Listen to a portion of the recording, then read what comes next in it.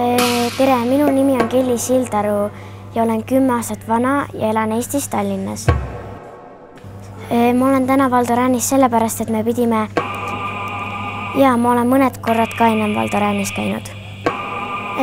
Siin on lumi väga hea ja ka mäed on väga toredad ja suured ja ka park on väga hea.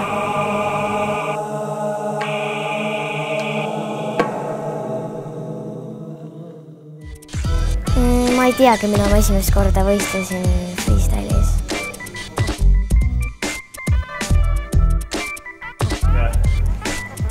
Ma tahan sellel võistlusel võita ja siis ka sellel hooajal kõik võistlused võita.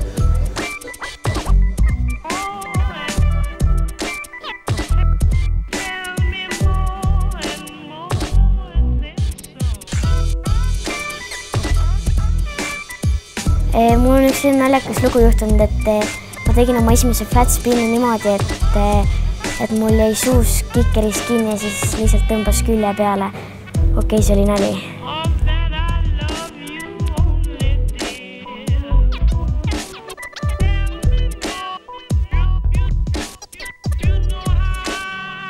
Minu unistus on kõik võistlused võita ja eriti need kõige suuremad.